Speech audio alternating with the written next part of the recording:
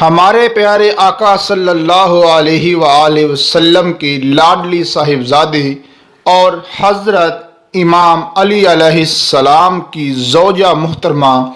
امام حسن اور امام حسین علیہ السلام کی والدہ ماجدہ کا نام فاطمہ سلام اللہ علیہا ہے۔ آپ کا نام فاطمہ اس لیے ہے کیونکہ اس اسم مبارک کے معنی چھڑانے والی اور آتش جہنم سے نجات دلانے والی کے ہیں۔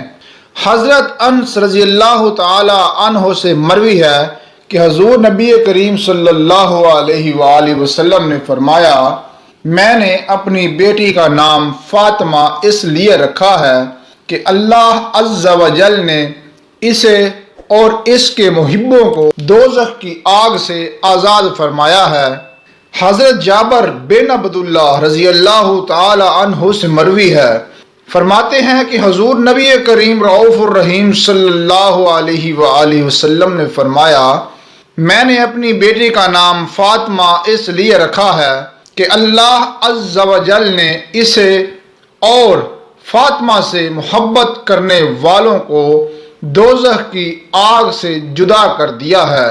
حضرت عبداللہ بن مسعود رضی اللہ تعالی عنہ سے مروی ہے، فرماتے ہیں کہ حضور نبی کریم صلی اللہ علیہ وآلہ وسلم نے فرمایا،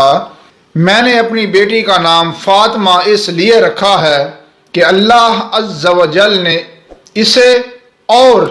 اس کی نسل یعنی حضرت فاطمہ اور حضرت علی کی نسل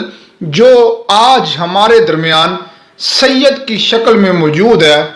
بروز قیامت آگ سے محفوظ فرما دیا ہے۔